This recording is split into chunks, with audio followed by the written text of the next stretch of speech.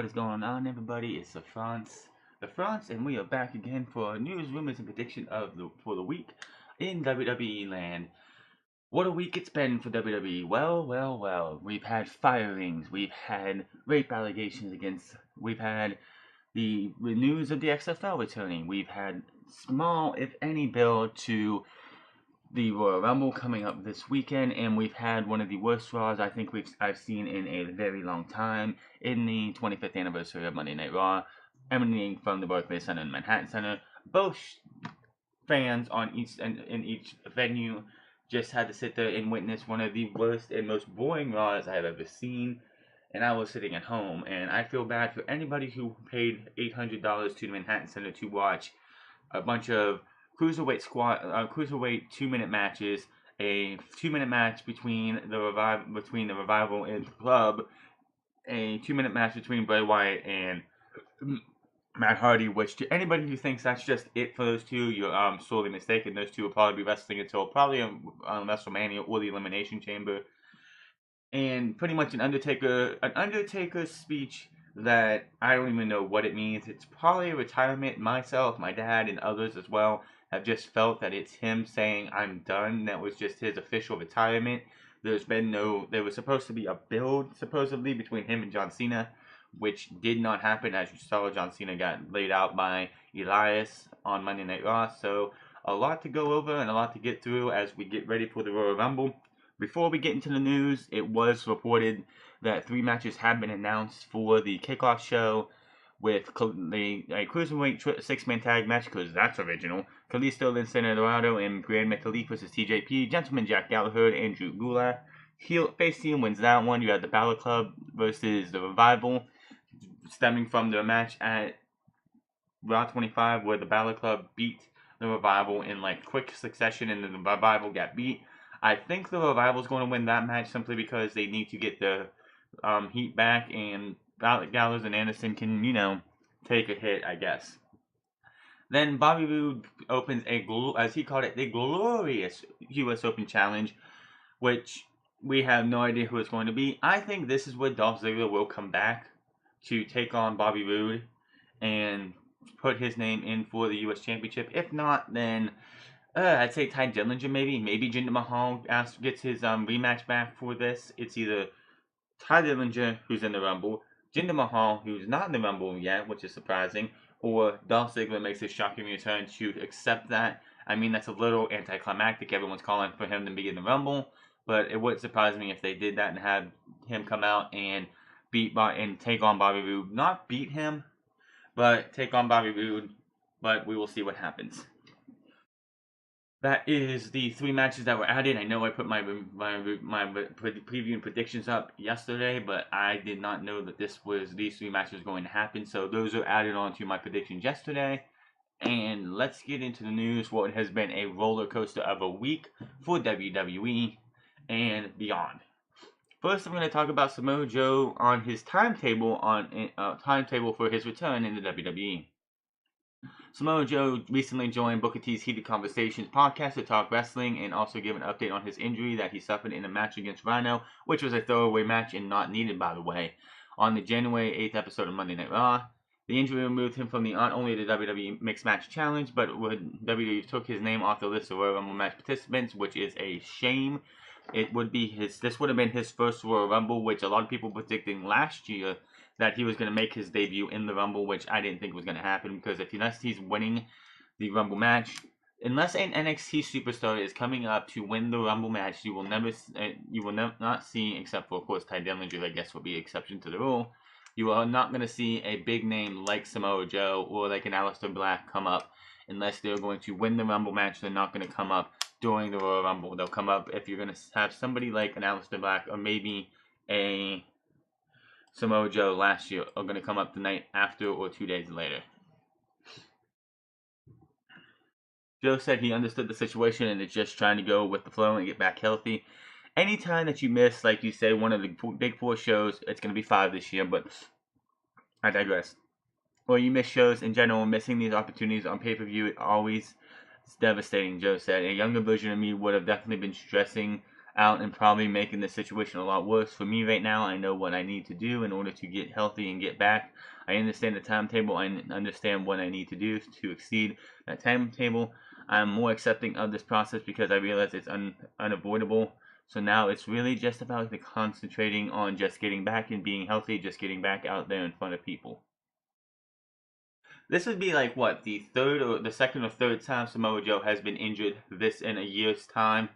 That's not good in the eyes of WWE. If you start out hot and you're like one of the top acts in WWE, they start pushing you, and maybe down the line they're gonna give you a championship, but not the big title because that's going to Roman. But maybe the Intercontinental Championship was in the cards for Samoa Joe. But this is like the second or third time he's been on the shelf for an extended period of time. That's going to lead. Eventually, his injury is going to rack up to where he's going to be labeled as snake bit, and they won't ever push him to where Samoa Joe, I know, and a lot of people know, he could be if he was given the ample opportunity, which he has for the most part. But yeah, Samoa Joe should have won the Universal title of Great Balls of Fire, but let's not get in that here. Booker T then asked Joe if he had a specific timetable to return to the ring, and Joe responded that it's something that he has to take and wait and see approach to each week. As of right now, it's kind of a week-to-week thing. So Joe replied, with these injuries, sometimes they heal soon, sometimes they heal later. They are going to do a little bit of an ultrasound, check it out every week. They're going to be giving me treatments. It's not something that can be fixed surgically. It's basically a lot of time, rest, and evaluation, and let it heal. It just depends on how quick it heals. Hopefully, it will be sooner than later. Obviously, we're going to be past the Royal Rumble, which, first and foremost, it is, he says, a week-to-week basis, and this injury happened on the first Monday Night Raw, or the second Raw of the year. It would not surprise me. He isn't booked for the Rumble, but it would not surprise me if he gets clearance for the Rumble and he makes a Rumble appearance. I'm not saying that's going to happen, but it would not surprise me if Samoa Joe makes a Rumble appearance, and it would be just one of those big shock and awe moments that the Rumble really needs to make it a special Rumble. So I'm not putting it out there that he's going to be in it, but I wouldn't put it past WWE to be like, oh, just go out there and tell people he's going to be past the Rumble, and he gets the clearance and he's in the Royal Rumble match, which would be really awesome. But I don't know how much further past that. So that is Samoa Joe pretty much just telling people that he could be here. He could be at the Rumble. He could. You just never know. This is a week-to-week thing, he says, which it's been 2-3 weeks, and you never know. It could be one of those injuries where all he had to do was just put his foot in a walking cast, and next thing you know, do all the treatments that they have for it, and then he is going to be cleared enough for the Rumble, but they're not going to say it just to have that big shock and awe surprise, because WWE, Vince McMahon, Triple H, and everyone loves those shock and awe surprises. So I'm not going to say he's in the Rumble, because as of right now we know he's not in the Rumble, but I would not put it past me if you hear at if he's in the Rumble, it wouldn't be early on. At like the 28th or like the 25th to 30th entry, you hear Samoa Joe's music hit and he's out there wrecking havoc. Would be one of the best surprises in WWE if Samoa Joe is somehow cleared to make it back for the Rumble. If not, I hope to see him back soon, and hopefully he can get a championship around his waist in 2018, which should have happened last year multiple times. Will Roman Reigns be investigated for alleged steroid use? Former Intercontinental Champion Roman Reigns was recently implicated as a customer in a steroid distributor's ring by imprisoned steroid dealer Richard Rodriguez, who has been incarcerated since the DEA raided his Miami gym in February 2017. The accusation against Reigns and the actors Mark Wahlberg and Josh Duhamel were made during a phone interview Rodriguez did with Johnny Bravo. TMZ reports that the law enforcement sources have confirmed that Reigns, Wahlberg, and Duhamel will not be investigated by the DEA because the agency does not target alleged buyers or illegal drugs. The agency instead focuses their resources on going after alleged kingpins like Rodriguez and other distributors, manufacturers, and traffickers. Reigns, remember, did issue a statement to us last week and said he didn't even know who Rodriguez is. Wahlberg is also saying the claims made by Rodriguez are false. And they did say that Rodriguez, there was a news report also that came out that Rodriguez said that he can prove that Roman Reigns was a customer of his, but I think that's a moot point right now. So Nothing more should be said about this because this guy's just trying to get his 15 minutes of fame. But speaking of this, before we do stuff about this, there has been a lot of speculation that the reason Roman Reigns lost the title on Monday Night Raw to Miz was as some sort of a little bit of a punishment for what happened with this entire Rodriguez guys. There was, and in other words, has plans for Roman Reigns changed for Mania and news on why The Miz won the Intercontinental title for the 8th time. There was some speculation on Roman Reigns possibly being punished for the recent steroid allegation story with his title loss to WWE Intercontinental Champion The Miz at the Raw 25 this past Monday. But there is no heat according to a Meltzer on the Wrestling Observer Newsletter Radio. Reigns is still planning to face WWE Universal Champion Brock Lesnar in the main event of WrestleMania 34, as this week there is feeling within the WWE the story on Roman Reigns being implicated in the steroid ring is a non-story. So why oh why would they give The Miz, who did absolutely nothing last year? 2016 was the year of The Miz in the Intercontinental title. Him in that feud with him and Dolph Ziggler, and the tail end after the brand split of the Intercontinental title was some of the best television they did in 2016. Of course, that was when SmackDown was king of the main roster and Monday Night Raw was just garbage overall. Regarding The Miz, Meltzer noted that he is currently in the beginning of a monster push. Miz is scheduled for a major WrestleMania 34 match, but there is no word yet when this story broke on who he might be facing. The Miz is scheduled to be booked as a top guy during WrestleMania season, and the new Miz and Mrs. USA Network reality TV show with Maurice has ties into that.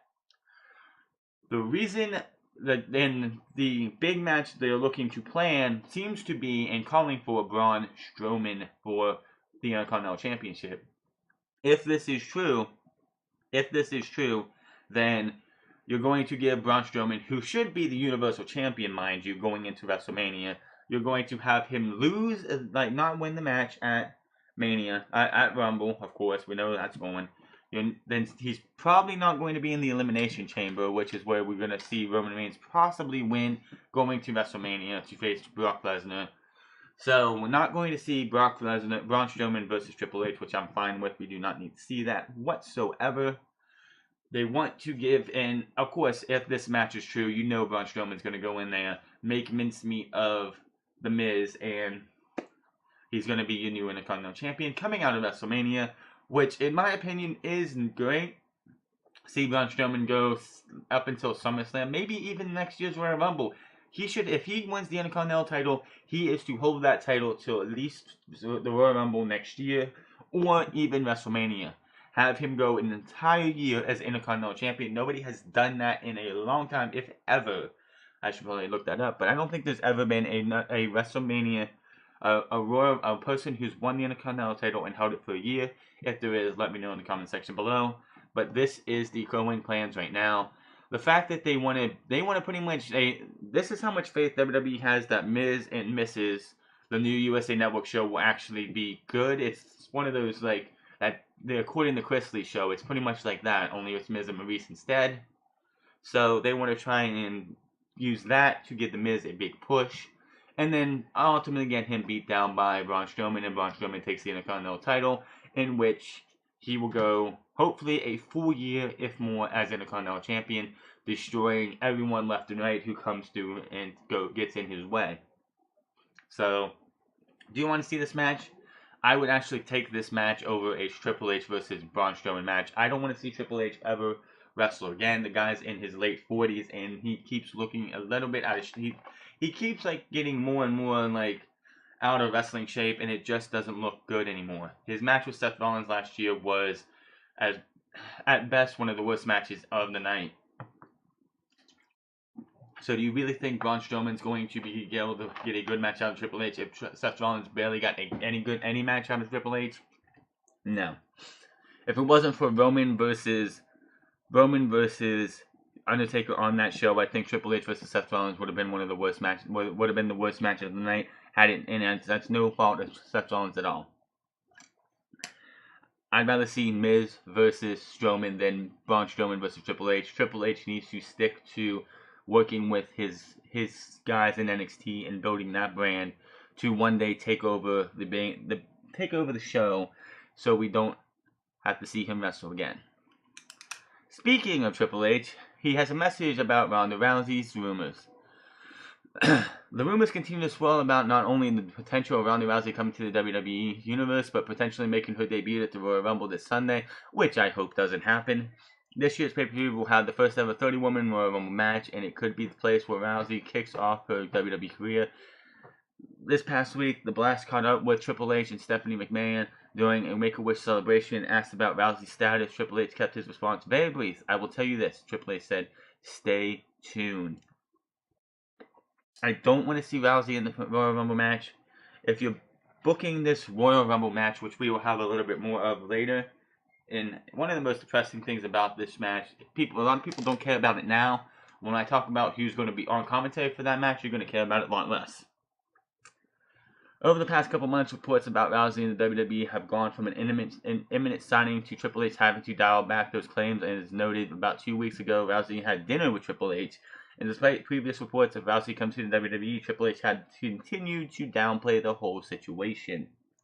Talking with the Associated Press just after the news about the meeting broke, he said the company's relationship with her is great, but had nothing to announce. "We are talking to Ronda as we've been for a while." Triple H says she has a lot of things going on.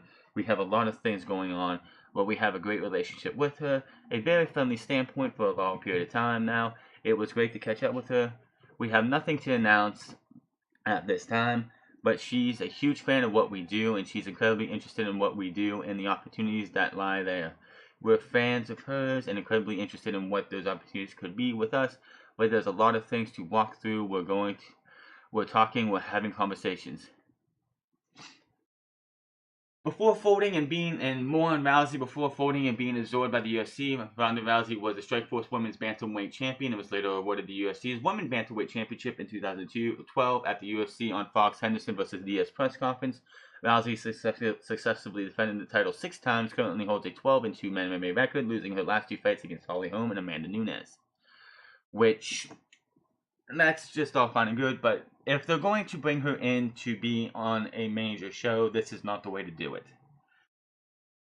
You're going to have her come in just to be in the Royal Rumble match. I wouldn't want to see it happen. If she's going to be in the Rumble match, if you want to set this up and you don't want her or Asuka to win, this is how you would have to, I would do it. First off, because there's rumors of, and I'll get to it later, rumors of an all-women's Elimination Chamber match, which would be, if you really want to bring Ronda Rousey in for a match, I would have her be in the first Women's Elimination Chamber and win that match over winning the Royal Rumble, because that's more up her alley, because it is a steel cage match, and she can work probably well with the steel cage and all that. But if you want to do this right, Rousey gets into the match. Asuka and her tussle a little bit. Asuka eliminates Rousey. Rousey, miffed as can be, gets back in the ring, eliminates Asuka, because that happens all the time in the Rumble match, it seems like. And those two continue to brawl outside. Elimination Chamber night. Asuka, so someone on SmackDown probably wins the first Royal Rumble match, because they have no other way to build for a title match other than this, really, unless you want to do something at Fastlane.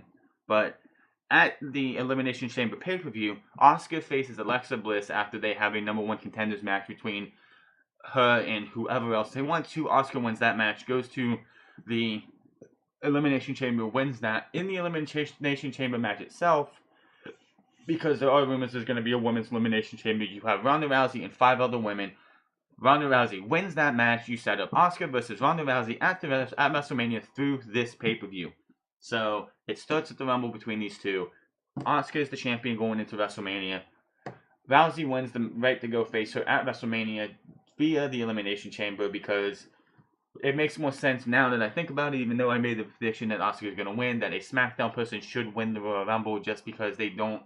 It makes more sense because SmackDown should win both matches, even though I think it's going to be Raw for one and SmackDown for the other. So I honestly don't know. But that's how I would do it. So there's a lot coming down, and we still have less than 24 hours to go before we get to the Royal Rumble match. Of course, TakeOver Philadelphia will be this weekend, and that's what I'm looking forward to more. But moving on, and speaking of a Royal Rumble, 2019's location has been named, and this one is really interesting. WWE this past week announced the following. WWE has announced Chase Field in Phoenix, Arizona, will host Royal Rumble on Sunday, January 27, 2019. This marks WWE's debut at Chase Field and the first time that the Royal Rumble has been held at a baseball stadium. Also, this will probably be I'm gonna have to be corrected, but I'm pretty sure this is the first time since 2003 that WWE has held a pay-per-view in an open field, like an open baseball field. Of course, I'm talking about WrestleMania 19, which was held at Safeco Field in Seattle, Washington, which is also a baseball stadium that I'm pretty sure doesn't actually have a retractable roof. I could be wrong, but this one has a retractable roof, so it could be open, closed, depending on how the weather is outside. But this is the first time, and it will be interesting to see how they fill up the Rumble. Will we see, like at WrestleMania 19, where they had that extremely long and like they had the entranceway that actually had a turn, and it's like a turn to get to the ring? Are we going to see something like that? That is something that's going to be interesting. In addition, as part of Royal Rumble weekend, Phoenix will host the following events at Talking Stick Resorts Arena. NXT TakeOver on Saturday, January 26th. So Phoenix will be getting an NXT TakeOver for the first time in 1 year's time as of yesterday. Today is January 27th. As of yesterday, which will be January 26th, is 1 year from TakeOver Phoenix. So anybody in Phoenix, you got 1 year to wait, and you got 1 year to plan for NXT TakeOver. Of course, NXT will not be what it is today by the time we get there. So if you're planning to go to NXT TakeOver in Phoenix, Arizona, get yourself ready. You got yourself a year to plan. Monday Night Raw, January 28th, and SmackDown Live on January 29th, of course. I do find the irony in this, the fact that they made this announcement for Phoenix when a certain former superstar who just recently got fired had a little incident, alleged incident happen in the same area 3 months ago. So that's kind of funny. But I'm looking forward to this. It's going to be great to see what they do. The fact that it's a baseball stadium, maybe, just maybe, this will be the first time in a long time we actually see a custom set. Because you just can't go into a place like Chase Field or a baseball stadium that's open in the air. Like, they usually leave these for WrestleMania buildings like this. You got to give us a cool looking set or something. Come on, WWE, don't lax on this. This is one of your chances to actually give us a custom set that doesn't look like everything else. So that will be something interesting to see. We got another year. Like, we're just now starting under the year. We're actually, no, it would be a year. Today is January 26, 2018. We have 1 full year until we see what's going to happen at Royal Rumble next year. Hopefully by then we'll see something cool for the entrance. I could be totally wrong, but WWE, of course, has to fix their booking. So by the time this time next year, we're more excited for the Royal Rumble at Chase Field, which will be in a baseball stadium for the first time, and I believe the first WWE pay-per-view or event, not a house show, in a baseball stadium since WrestleMania 19 in 2003. Yes, I know my history. Additional details, including ticket available and travel packages, will be announced in the future. Royal Rumble 18, of course, takes place this Sunday, January 28th, at the Wells Fargo Center in Philadelphia. This event will stream live around the world on the WWE Network and feature a 30-man Royal Rumble match, and for the first time, a women's Royal Rumble match. The winners of both will receive World Championship opportunities at WrestleMania 34 in New Orleans on Sunday, April 18th, 2018. And, of course, all the matches.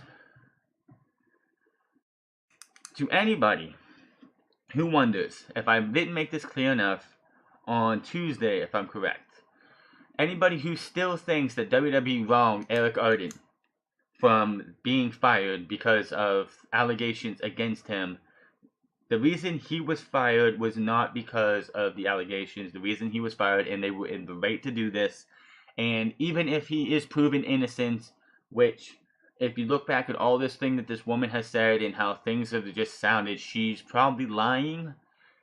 The fact that he knew of these allegations, and did not inform WWE in October, or even in November. Like, he could have found, like, maybe he didn't know in October, maybe he found out in November or December. Either way, he knew that these allegations were happening, and yet he still held them from WWE. In PSW and Southern Conference Fightful's report that WWE was completely unaware of these allegations and criminal investigation into him. When confronted backstage with Raw 25 about the allegations, Eric Ardent reportedly denied them. The fact that he hid the allegations and investigation into him from WWE led him to WWE immediately suspending him and expelling him from the Barclays Center. WWE was probably upset that on a major media day like Raw 25, they were instead fielding media inquiries about the heinous allegations against Eric Ardent. Which, in my opinion, there's two different reasons why, if I was in this girl's position, I would do this on this day.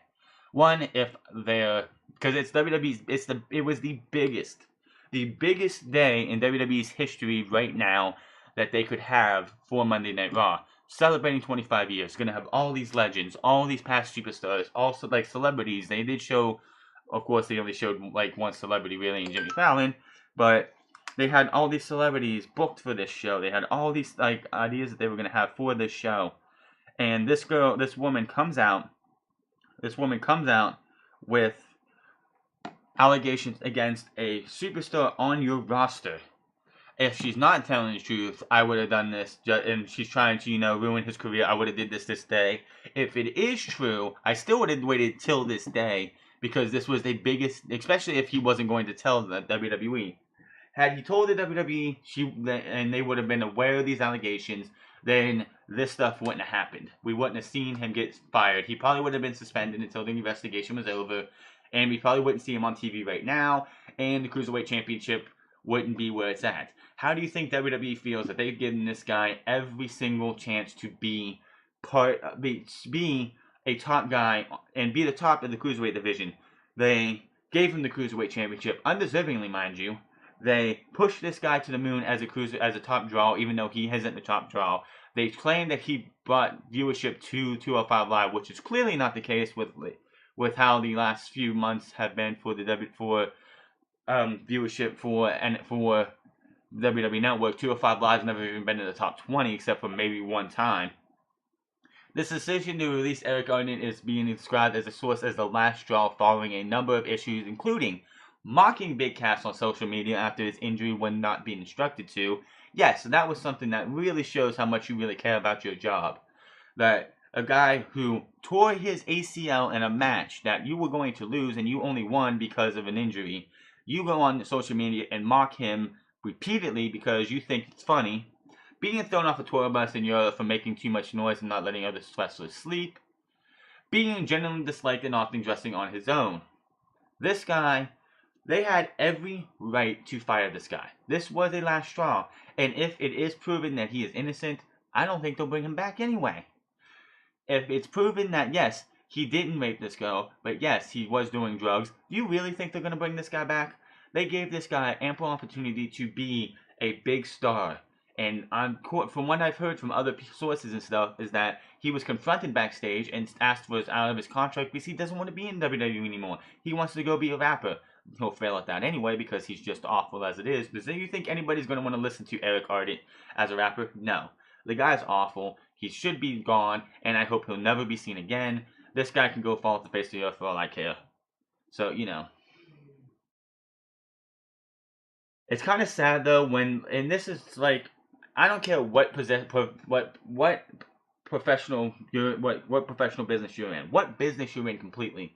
How would you like if you were the boss of like WWE or a boss at a Walmart store or a boss at a big business company and one of your employees went and had like something against them, or say one of your employees got drunk and had a car accident and they kept that notion away from you, and you had to find out via news or somebody else, or nowadays, because most things do, social media, and they didn't tell you, what are you gonna do? Would you keep that person and say, oh, it was their mistake, they didn't mean to, or are you gonna have to fire them? This guy was like, I'm a big star, I got 1 million followers on Instagram, I'm gonna be okay, they're not gonna fire me, it doesn't matter, it's gonna go away, it's gonna be something that's gonna like just disappear after a while, and that's it. No. It is just sad that somebody who thinks they're who are just so full of themselves, thinks that they can do something like this and get away with it. So WWE was in the right to fire him. It is not from the allegations. It is from his sheer and utter stupidity of thinking that he is bigger and better. He's bigger and better and above the law and above the WWE. There is a moral clause in each and every one of the contracts, and he broke that clause by just like he knew. He knew about the allegations, did not tell WWE, and figured, oh, it's just going to disappear. What plans were there supposed to be for him at the Raw 25 special? It was planned that he was supposed to take on Goldust, which would have set up the return of the Dudley Boys for a showdown with Enzo and the Zo Train. The match was to air in the third hour. Apparently, it was supposed to be him and Goldust, and the Zo Train was going to come in and beat down Cedric Alexander and Goldust, and then of course the Dudley Boys. Which Devon, please go on to that, man. You look like you've just like not taken care of yourself since you retired and became a suit backstage. So there's that. And he was supposed to take the spot that Heath Slater did. Does you care? No. Do I care? No. It was like Monday Night Raw was bad, so changing up that one thing wasn't that big a deal. He did. It's just one of those things that he put WWE in a bad position. He did. He put them in a bad position. They had to respond to media inquiries over the allegations by a current champion on what was one of the biggest TV days in the company history. It was the biggest TV company. It was the biggest TV day for WWE since Raw 1000, and that's just the truth. Maybe since Raw 1000, which was in 2013, I believe, or 2012, one of those 2 years. So WWE has DX coming back, Scott Hall, the Raw general managers. They have all these women coming back. You have the APA. You have all these legends, all these guys who have been there in the past coming back for this big night. And instead of talking about the significance of this show, which, by the way, they dropped the ball on it, the significance of this show, they're not talking about they're being asked about this guy who is nothing but a cancer, was a nothing but a cancer to these guys.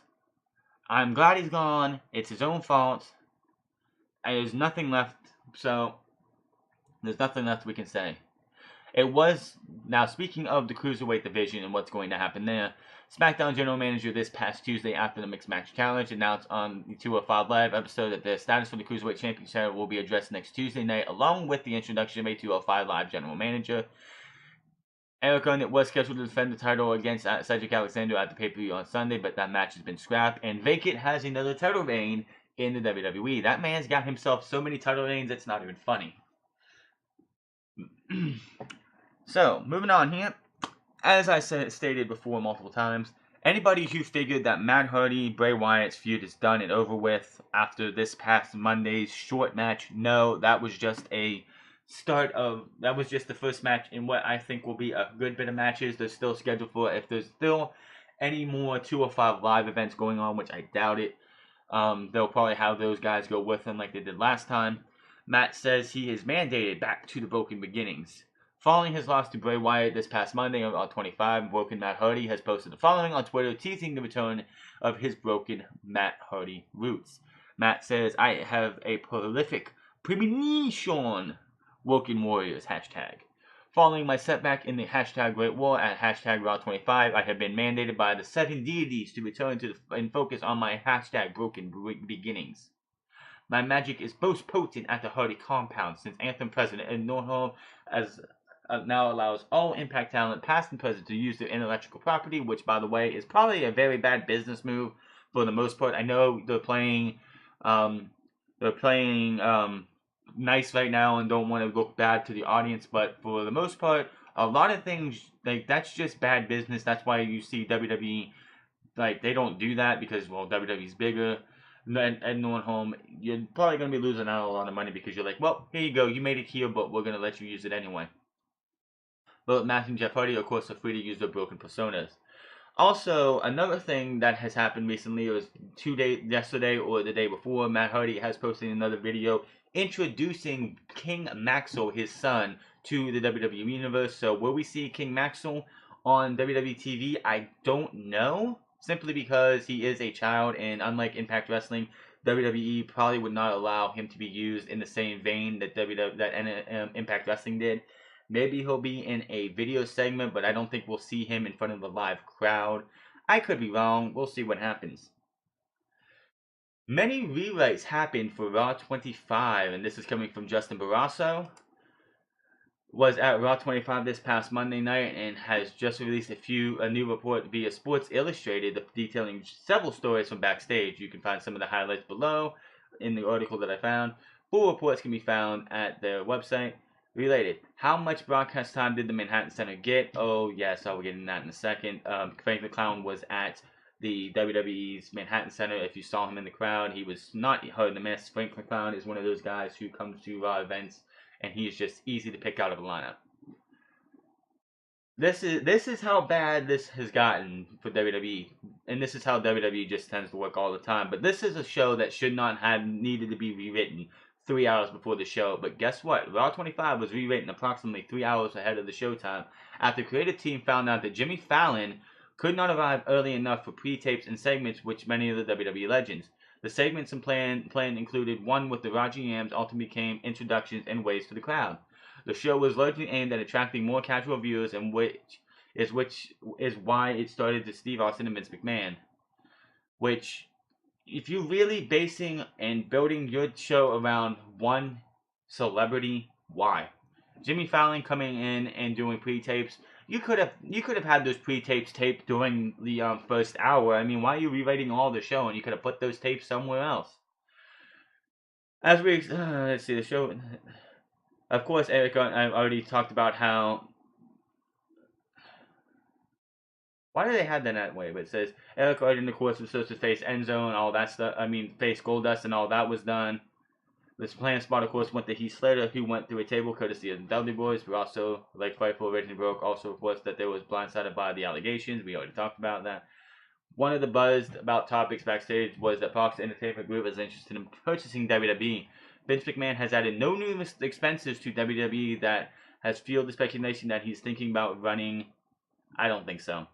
Vince McMahon will never sell WWE. That man will die in a chair in Titan Towers while working on Monday Night Raw, SmackDown Live, or probably WrestleMania. He'll probably be sitting there working on next year, on the next 2-3 years of WrestleMania, and he'll just have a heart attack and die in his seat. Vince McMahon would never sell WWE. This is his lifeblood. He would never run. This guy is going to be a part of WWE.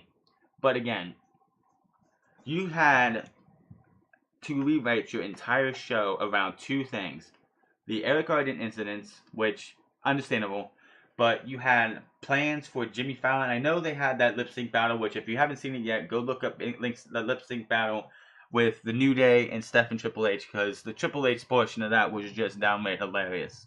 So, but of course, they wanted to bring Jimmy Fallon along, but you relied on your show on a celebrity who's only going to be there for that week. Why? Why would you worry about this guy and building a big thing around him for scenes with celebrities and stuff backstage? If you were going to do that, you should have had him there the day before.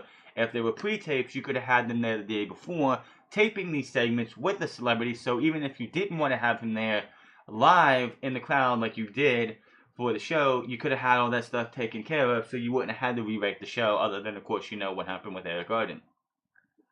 How much broadcast time did the Manhattan Center get, to anybody who wants to know? And this was just sad. Holy Foley's star, as they called it, Frank the Clown, was front row in Raw 25 in the Manhattan Center.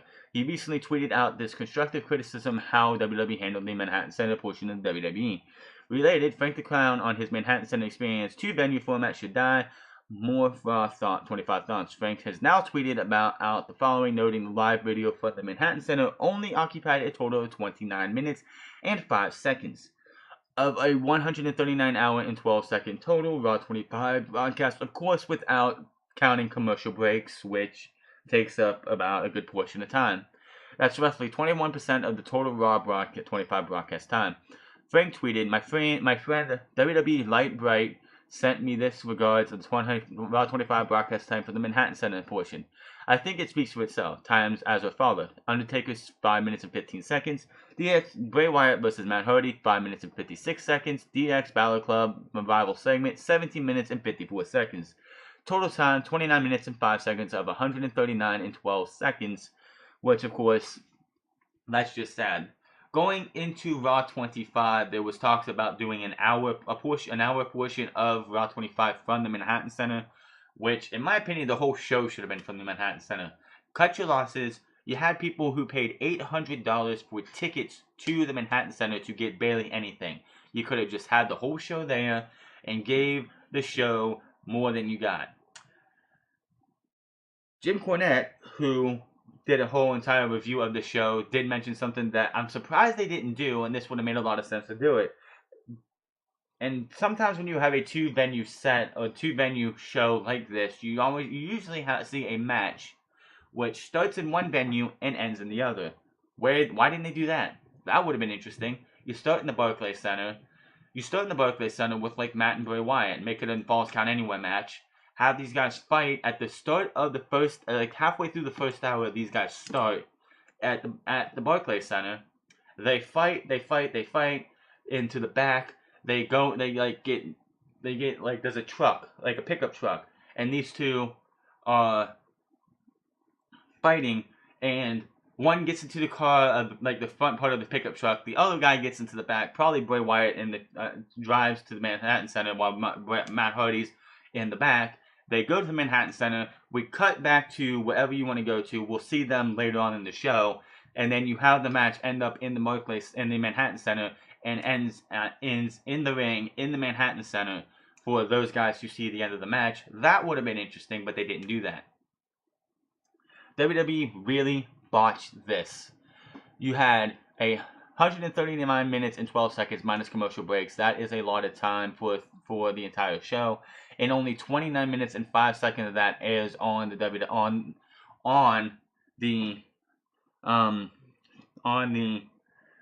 USA Network. I don't remember who said it, but this would have been a cool idea too. Maybe it was Solomon Monster, maybe it was JD. I can't remember, but they should have did a thing where matches that you didn't see on the USA Network from the Manhattan Center could have been on the WWE Network. You had cameras there, obviously. You could have had, if you wanted to, you could have had Raw from the Barclays Center for the entire show, and then had special matches on the network for the Manhattan Center. So after, maybe you have all that 29 minutes of show for the Barclays Center, from the Manhattan Center on TV, but the rest of the show, the entire rest of the 3 hours, is done on the WWE Network. I think it would have been great. The DX reunion, who cares? What makes the DX reunion different from the last DX reunion? Nothing. The only thing that was cool about this entire segment was when the Balor Club came out, Triple H put up the two sweet, and then everyone else did too. That was a cool moment. I think that was one of the best moments I think I've seen of the entire thing, other than, of course, Steve Austin. But other than that, Monday Night Raw was terrible this week, and maybe when SmackDown 1000, which, by the way, did anyone figure this one out? This October, it's going to be September actually is when it hits, but this October, WWE is actually going to be selling 1,000 episodes of SmackDown Live. That's crazy. So, in 1 year's time, Raw 25 years of Monday Night Raw, and then months later, we are going to be celebrating 1,000 episodes of SmackDown Live. Put that one into consideration. So hopefully when SmackDown, because it will definitely be live, and that's a great thing, hopefully they learn from their mistakes, and we'll see SmackDown 1000, which I doubt it, which would be great. We'll have, and here's another thing. When SmackDown 1000 does come around in October, you have to have The Rock on that show, because the show was named after one of his catchphrases. So you have to have, if it's a tape segment, whatever, but he needs to be at SmackDown 1000 in October. It's actually, I think I did the math right. It's like the SmackDown's 1000th episode will be in mid-September, but you know how WWE is. They didn't do the actual Raw 25 special around the actual 25th anniversary. They did it 2 weeks later. SmackDown 1000, of course, will be celebrated in October, so let's see what they do there. Speaking of SmackDown Live, Samir Singh, if you noticed, was not on SmackDown Live this week. Well, Samir Singh is going to be out of action for a very, very long time. Last week he tore his ACL, which, as you saw when Bobby Roode was done with his match against Mojo Rawley, the Singh brothers came out and put a beat down on him. They left the ring, but Samir Singh, leaving the ring, took a little bit of a tumble, and it turned out that he tore his ACL. Samir Singh has let us know that last week I tore my ACL, and it goes without saying that this past week has been very emotional. The more I think about it, the less it makes sense. All I know is that God is the sovereign of my life, and that everything that comes to pass is His blessing. I thank you all for the continued love and support. I can't wait to be back. By comparison, fellow WWE superstar Big Cass tore a torn ACL back in August, and at that time, doctors Chris Robinson gave him about a 9-month recovery time. So, Samir Singh is going to be out majority of this year. That is a sad thing to see. I don't think by the time he comes back that him and like the Singh brothers will even be with Jinder Mahal, or like Sunil would be part of Jinder Mahal's posse anymore. Maybe by that time Jinder Mahal is on his own. I don't see when he comes back that him and his brother are going to be with Jinder Mahal anymore. So what's going to happen to Samir and Sunil when Samir comes back, I don't know. But I don't wish injury on anybody. So I hope Samir recovers as fast as can be.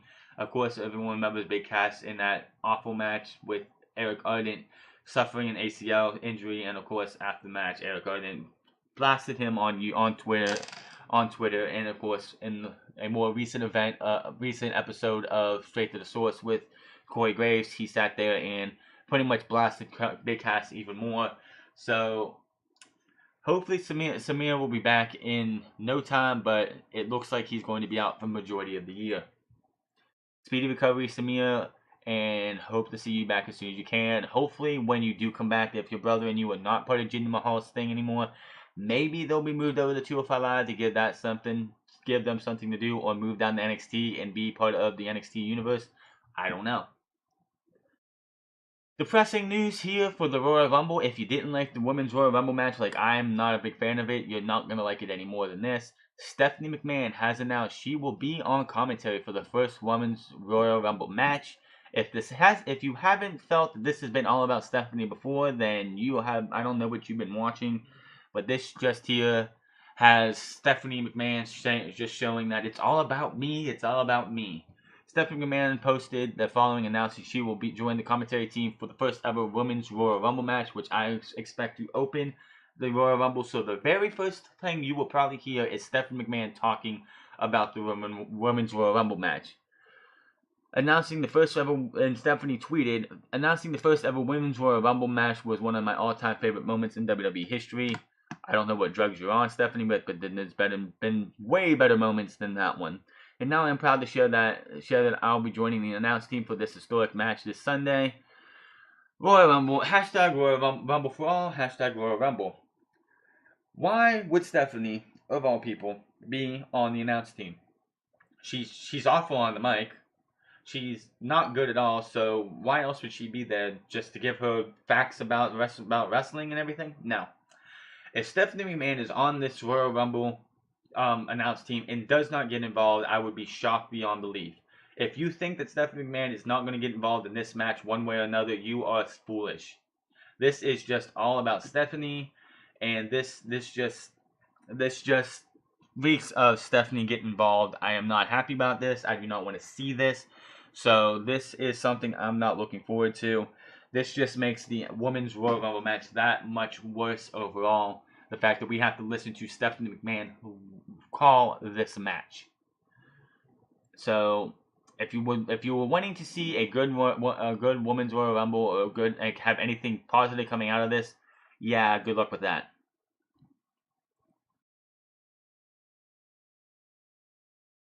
We will have more of this in a minute, but WWE, the XFL is coming back in 2020, according to PW Insider. WWE's production team has begun working on video footage for the eventual return of the XFL. The report states that the XFL will officially make its comeback in 2020.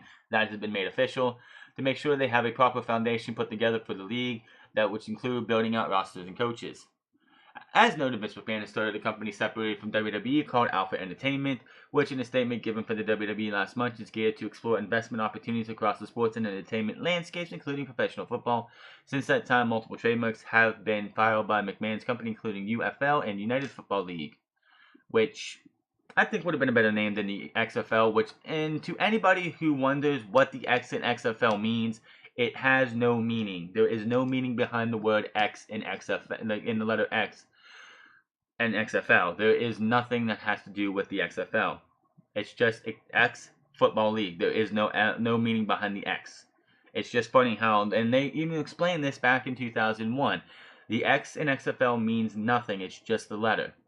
Last month, McMahon, if you remember, sold 3.4 million shares of his WWE to fund the Alpha Entertainment LLC.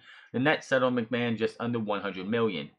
While the initial hype for the XFL generated a strong audience, diehard fans in the NFL heavily criticized the league, and numbers started to reflect this dissatisfaction. Which, as a result, the XFL lasted only one season in 2001, which was surfing early last year, the documentary of ESPN 30 for 30. This was the XFL, which I saw, and it was done pretty well, and it was pretty good. Speaking of that, and we're going to continue this on, it's official, the XFL is coming back. Stamford, Connecticut, January 25th, 2018. Professional football will be reimagined when the new XFL kicks off in early 2020. The XFL will deliver a fan-centric, innovative experience, including shorter, fast-paced games and a family-friendly environment complemented by cross-platform viewing options and real-time fan engagement plans for the XFL at launch, including 8 teams, 40-man active rosters, and a 10-week regular season schedule, with a postseason consisting of 2 semifinal playoffs and a championship game.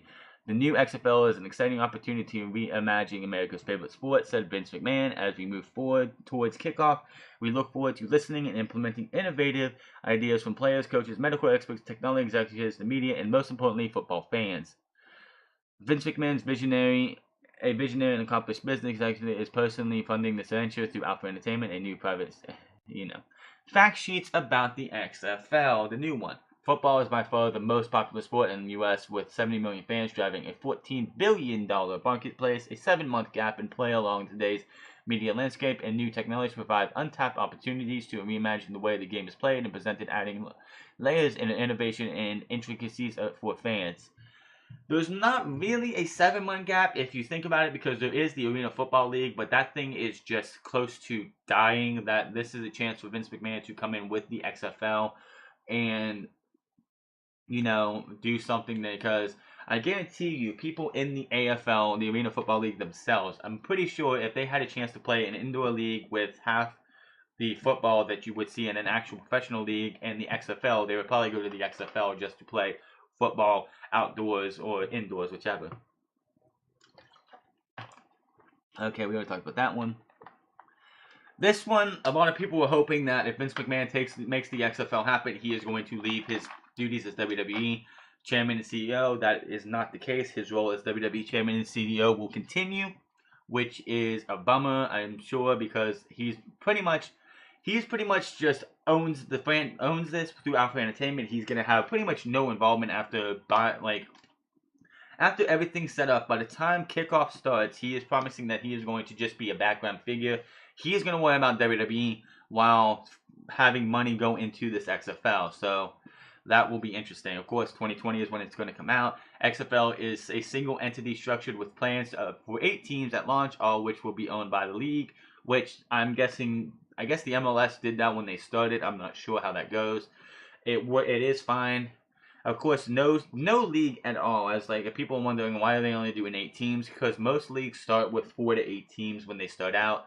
I mean, look at I believe it's the NHL 100 years ago only started out with 4 teams. Now they're up to 31. They'll have 32 when Seattle gets a team. You got to start small, because if you start out too big, then it's going to die that way. The selection of cities will take place over the coming months, and mix of major and mid-major markets with all regions of the United States are possible. If St. Louis does not get an XFL team, they're missing an opportunity there, because those fans want football back. They were upset and not happy that St. Louis lost the Rams to the Los Angeles area when it wasn't warranted. They should have kept that team there, just saying. But if St. Louis does not get an XFL team, because they still have a stadium that is sufficient to say Maybe they start out with where the Rams used to play now, and then eventually build a new stadium later. But St. Louis should be one of the 8 teams, in my opinion. Team identities and logos will be announced following city selections. Plans include each team playing a 10 regular season with a postseason consisting of the 2 semifinals followed by a championship game. Active rosters will have approximately 40 players, so not too bad. I mean, you don't really need to have a 52-man roster, in my opinion, unless injuries start piling up. So, player salary structure is still in development, but players will be paid more and will be paid to play and more to win, which I think they've had that structure before. I'm pretty sure the paid to play and more to win was how they did it last time. An advisory board comprised of experts in an area of fields including football, media, technology, and medicine will be built to help guide the league management. So, also it was, I don't know where it was at. I thought I had it on here, but this is another one. This was the ironic one, is that he's talking about how football games are too long and they want to make it a faster game and cut it down to 2 hours. And I'm like, so Raw is 3 hours, and you want your football games to be 2 hours. Can someone tell me the problem there? You're talking about how football games are too long with 3 hours, 3.5 hours, because yes, football sometimes gets too long. He's talking about maybe no halftime. I think there should be a halftime just to keep fans up to date. Commercial breaks should be less. I say commercial breaks should happen only during the end of the first, second, and third quarter. I mean, first quarter, between first and the second quarter, halftime, and between the third and the fourth quarter. Commercial breaks, other than that, are just too much. I mean, yes, the Super Bowl does too many commercial breaks. The Super Bowl, which most people don't even care to watch, they only watch for the commercial, is all about the commercials. Like, you'll see, oh, first down, we'll be back right after this, and they'll have a commercial. That's too much. The Super Bowl goes on way too long. He also talked about how if you have a criminal history, even a DUI, that you will not be playing in the XFL. Again, there's Jay Uso of the WWE, who just got hit with a DUI, is not been fired from WWE, yet you're going to hold all the XFL players to that same standard where they cannot have at least even a DUI, and you're going to be kicked out of the league. So Johnny Manziel, you're not getting in there, but am I excited about the XFL? Yeah, sure. Let's see what it does. I'm not going to say it's going to be a colossal failure. Mike Golick on Wingo and Golick today said on Friday said he wants it to work so you could have something outside, because you might be a basketball fan, you might be a hockey fan, you might love baseball. Football is America's pastime now. I don't care what anyone says about baseball. Baseball is a dying sport, in my opinion. Football is the United States is drunk off football. If there could be football 365 days a year, the United States would just be happy about it. If this thing can work, you gotta give it a chance. Give this thing a chance. Not like, and the biggest problem with the last XFL was the beginning of the season. Yes, the gameplay was terrible because they only did it a year. This is going to be 2 years, so they need to have the structure built up this year, get the teams and the names and all that stuff done. Then next year at this time, you need to find players that you're going to either get from college, because there are college players that could probably be built into XFL players, not NFL players, because that's the big dog, and some players still don't make it there, who could probably find it suitable to be in a place like the XFL. Another thing that I believe Golick Jr. talked about was that the salary cap structure for rookies in the NFL is not like the highest paid, like the highest rookies, like a Marcus Mariota was a couple years ago, or Jared Goff a couple years ago. They're not getting paid up to their potential. They're getting paid this low rate that those players could probably be approached by the XFL and be like, your talent is worth more than you're getting in the NFL right now. Come play for the XFL. We're going to pay you twice, maybe 3 times more than that. And if you win, you get more money. So that's another thing that the NFL should be worried about, is losing top named rookies because of their rookie salary cap. We have 2 years to wait, and I'll be keeping an eye on this, and I'll report any more as we go through the year. And will the XFL work? I'm hoping so, because the NFL is just god awful. It's it's all Roger Goodell and his little buddies in Patriots and Robert Kraft. And if anybody's still loving the NFL after what's happened this past season, I don't know what's wrong with you.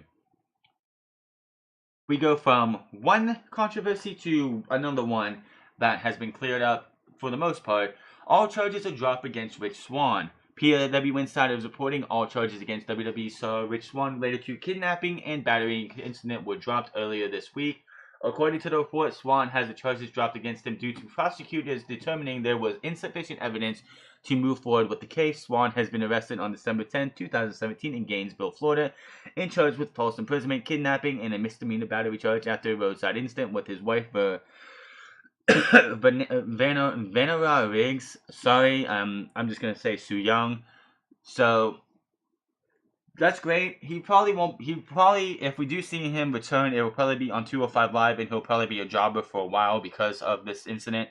Triple H and Stephanie McMahon comment on Rich Swann's arrest a couple weeks ago. They did. At the time of the arrest, Swann denied physically striking Riggs and forcing her to return to the vehicle. WWE immediately suspended him indefinitely due to zero tolerance domestic violence. Last week, Triple H and Stephanie McMahon talked about Swann's status, and the couple said they were waiting for legal decisions to move forward. One way or the other, it was stated that if he had been found guilty, Swann would be terminated immediately. So that's great to hear. We don't need to hear someone else getting fired. It's great to see that Rich Swann will be back. He'll probably become a jobber for like most of the year as punishment for putting WWE in a bad position with him. So Rich Swann coming back, I can see him being back this Tuesday on 205 Live, getting jobbed out to somebody. But that is great to see that he'll be back probably soon. And hopefully we can move on from this ugly incident and just forget all about it, because I know it's going to take a while for them to forget about it, but I can see them in some kind of storyline for him using it, not like directly saying he did that to his wife, but like mentioning it, like, you know, hint, hint, wink, wink, and all this good stuff, and like making his life hell on WWE's TV for now. We got, like, I believe 2 more stories here. This one was brought to my attention that I wanted to give my opinion on it. I of course watch Off the Script, and I'm sure everyone else does. And this one, I don't understand why she would even open her mouth. It's just her trying to keep her herself in the news. I was watching Off the Script, which is done by JD, one of the best guys on here. Hopefully someday I can be up there in that echelon. But he said something about Sunny says Candice LeRae is too ugly for main event roster. This kind of got at me, and I had to find the story because I needed to actually give my opinion on this, because Sunny, I don't know why she's even opening her mouth. Tammy Cinch, aka Sunny, just is an afterthought with the WWE. She probably has some sour grapes from not being invited to Raw 25, but who cares? After things that she's done, being in a D-rated porno, you really think WWE is going to bring her back after that? After having that porno, and people posted pictures up after that with her Hall of Fame ring. I didn't see the pictures, but I'm just saying that there was pictures of her with her Hall of Fame ring on while she was doing these acts. Yeah, WWE is not going to bring her back. The story goes, former WWE diva Sunny took to her Facebook account and commented on intergender wrestling and indicated she is not a fan of these type of matches. The most ridiculous, stupid, absurd, most damaging thing you could ever happen to our business. That's why it's all going to shit in a handbasket so fast. Anyone who supports this should bury themselves alive. It's not a big deal. Not everyone does it. Lucha Underground does it. Maybe a indie development, like a small indie fed does. But you're not going to see WWE. Hopefully Impact Wrestling won't. New Japan's not going to do it, I don't think. And Ring of Honor is probably not going to do it either, because these people have morals. We're not going to see that match. Lucha Underground, different story. Do I watch Lucha Underground? No. Will I watch Lucha Underground? No, because I don't have the RA network. And I just don't have any desire to see that, because it's just, I don't have the RA network, so I can't really watch it when I was on. Sunny also decided to take a shot at Candice LeRae by saying she is too ugly to make it on the main roster, and that's why she was put her in developmental. And she was signed to developmental, which, by the way, WWE Raw, NXT is not developmental. It is actually the best brand of WWE. It is a third brand, but it is the big dog of all three brands. Just saying. Wait, which means she's too ugly to ever make the Big Show unless they give the girl some major plastic surgery. She put major in all caps, i.e. Bailey. Sorry, had to be said. When a fan brought up, which, okay, first and foremost, she was put in NXT because NXT is the system that WWE uses to get superstars, men and women, ready for the big time, which would be Raw and SmackDown. Candice LeRae has, like, the biggest thing about NXT is used for is that most superstars, like an Adam Cole or a Aleister Black, really don't need to be in NXT for very long because they are that good that all they needed to be on NXT is how to be able to work with the way WWE's TV atmosphere is, how to work a microphone, how to like get all this stuff, all these intricate parts that you need. So Candice LeRae being down in NXT doesn't mean anything about her looks. I mean, come on, she is cute. She's married to Johnny Gargano, lucky dog. Just saying, she's gonna do fine. This is just Sunny trying to keep herself in the news. I don't know where she gets off on this and why she thinks this is going to give her anything more than just a couple things to say. When the band brought up Joey Ryan, which, by the way, if there's still any fans of Sunny after everything she's been through the last few years, you are really, really desperate for attention. Being able to make a good living around $200,000 a year while doing intergender matches, Cinch was quick to doubt that he actually makes that figure. Don't you all realize that wrestling is a work and all wrestlers lie and exaggerate? I highly doubt he makes anywhere close to that. There is no money on the indie scene, especially for someone who is 5'4" and never made it to the big show. And no, TNA is not the big show. You're forgetting who you are talking about. I've been around for 28 years. And you have not been relevant for 15 or 20 of those years. So I don't know what you're talking about, Sonny. Cody Rhodes has been in Ring of Honor, New Japan, and all these other indie events. He's been on What Culture Pro Wrestling. He's been all around the world. I'm pretty sure he makes over $200,000 a year just by branding himself. The Young Bucks, Matt and Nick Jackson, two guys who, before their rise, nobody ever heard of. Yes, they were in TNA for a little bit as Generation Me. If anybody remembers Generation Me back then, that was just Matt and Nick Jackson, just a different name. They were I don't think they were Matt and Nick Jackson. I think they were named something else, but still, anyway. These guys make more money now with t-shirts, with their YouTube channel, and anything else than they would probably ever make in WWE. The Young Bucks probably make almost $500,000 a year just from t-shirt sales, from ticket sales. They're just about to do an all-in show where they're going to just front the cost themselves, and probably, if everything works right, they're going to rake in more money than she was probably ever seen in her life. I can't say that. She was paid pretty heavily by WWE. So, is TNA the big show? No. Is WWE the only big show now? No. There's New Japan. Ring of Honor is doing pretty well for itself. Joey Ryan probably has made $200,000 a year, which would not surprise me. And that seems like chump change now in the indies, which I just watched an interview that Solomon Crowe did a couple weeks ago where he says he hates the word indies because WWE is not the big fish big fish in the small pond it used to be. WWE is not the end all be all that it used to be. The WWE is actually not always like, if you go, like, as I've said before, like I said not too long, like recently, the Young Bucks are making so much money. They don't have to go to WWE ever if they don't want to. They are making so much money just on their t-shirt sales and other items that they could just retire tomorrow and they would be richer than most of the guys in WWE. Cody Rhodes is making a heck of a living for himself. The Indies is not what it used to be. 10 years ago, yes, the Indies you'd be hardly able to make even $100,000 on the Indies. But nowadays, with how hot and how good indie wrestling has been, there is no indie fed as there used to be. Yes, there are the small companies that are just barely even being able to break even. But like, you have Progress over in the UK, you have ICW, you have Defiant Wrestling. I don't know how well Defiant's doing financially, but it's probably doing pretty well. Where guys like a Bully Ray was doing in Ring of Honor, like Alberto El Patron does in TNA. I'm pretty sure in Impact Wrestling, Alberto El Patron makes that much money. Sonny sitting there saying that the big show is only WWE and that's the only place to make the big money. That's not true anymore. There's guys who go to New Japan. Chris Jericho just went to New Japan for Wrestle Kingdom 12. He's going to be facing Tetsuya Naito in the near future in New Japan. You really think Chris Jericho goes to New Japan and doesn't make that much money? Like, he didn't go to New Japan and make over $200,000, probably a couple, like close to $1 million just for these few appearances that he's going to make?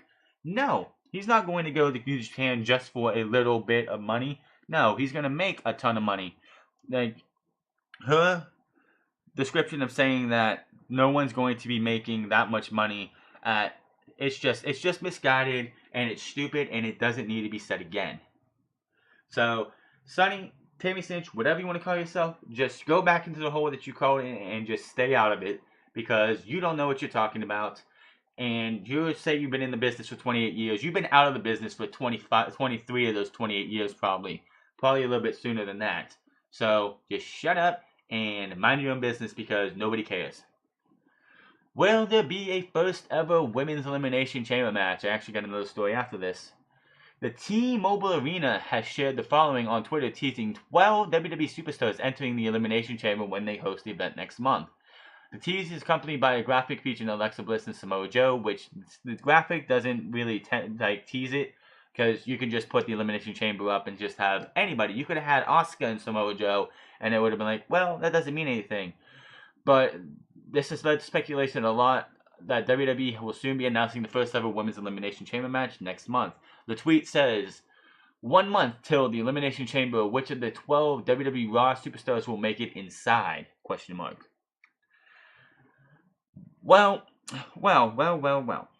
The women's elimination chamber match, I could see them doing, and quite honestly, this match, if it happens, and it will probably happen because you know how WWE wants to do first time evers, because that's all they want to do is like, we're breaking boundaries, first time ever.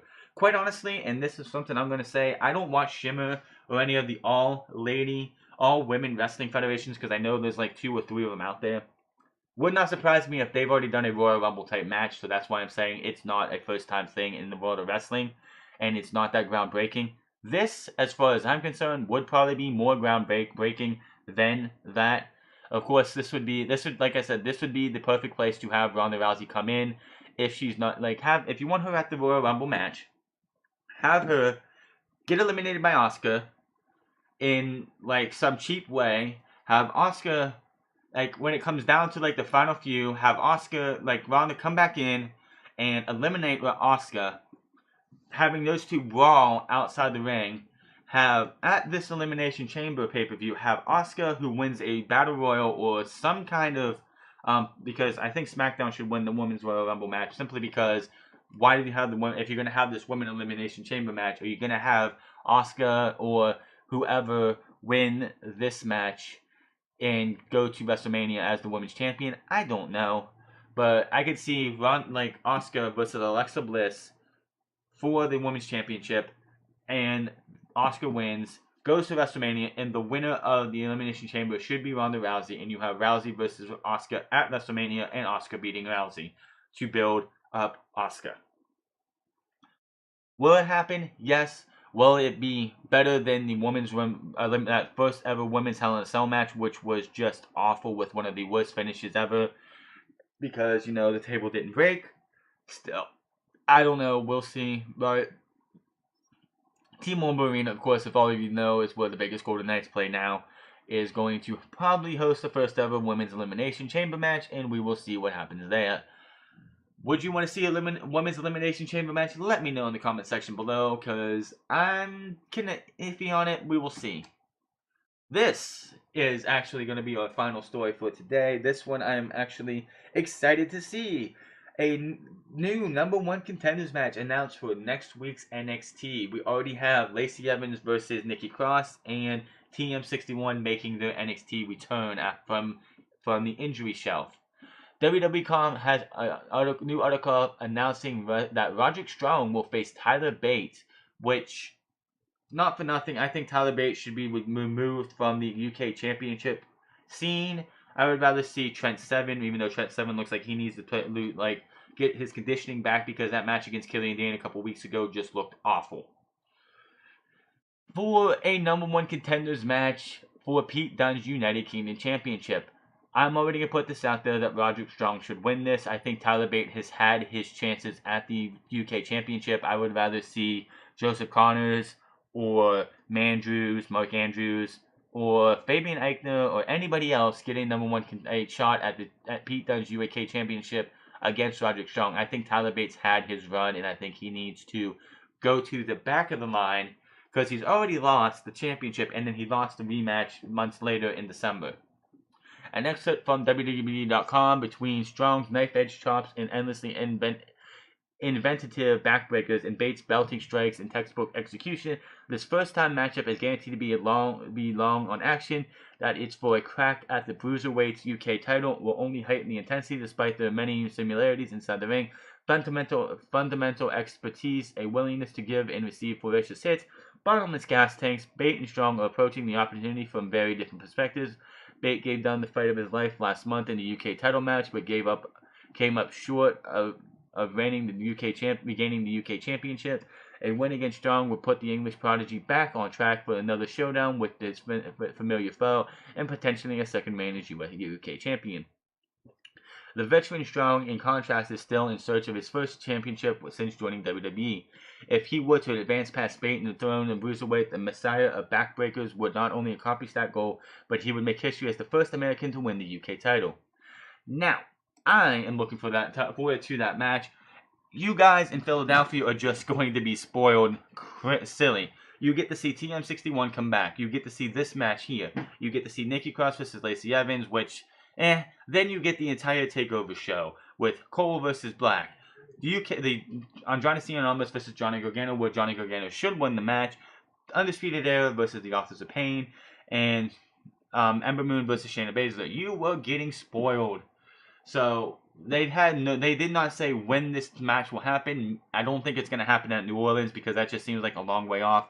Maybe this happens at the Center Stage tapings this coming next week, or they will probably happen at the Full Sail tapings in March. I have no idea, but you guys are getting spoiled. You get yourself a stellar match between Bate and Strong. How you guys are going to have any energy left for NXT TakeOver after that match, which is going to hopefully be the match of the night, one of the matches of the night, even though we won't get to see it till Wednesday. You guys get to see it live.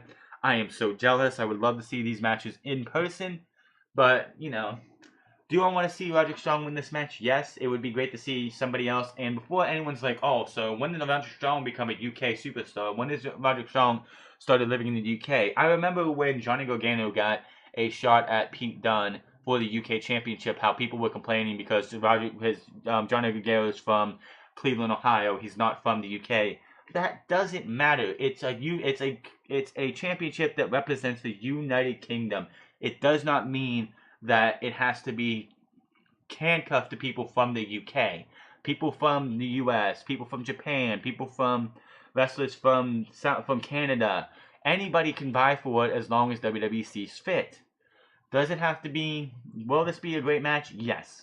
You guys are going to be spoiled. I'm hoping Roderick Strong comes out on the end. I cannot wait to cover that match on Wednesday.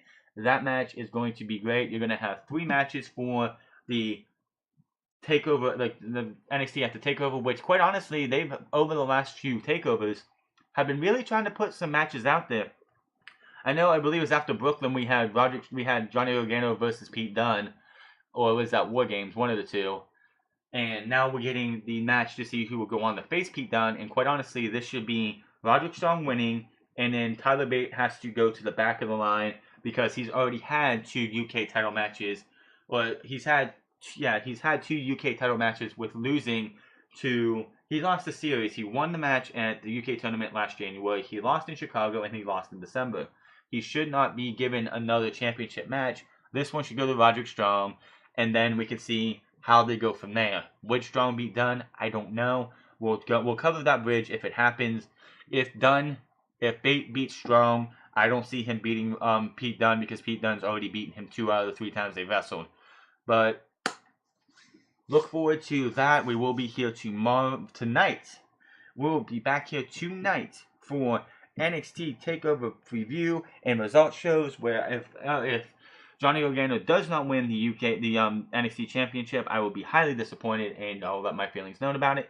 But that is all for my news, rumors, and predictions of the week. We'll be back here tonight for NXT Takeover Philadelphia. We'll be here for the Royal Rumble review and results show on Sunday. We'll be back here. Then we'll be here for Raw, SmackDown, and NXT. So you guys have a lot of content coming on this channel until Wednesday night. Until then, follow me on Twitter at The France. Leave all your comments in the section down below. Hit that like button. Hit that subscribe button.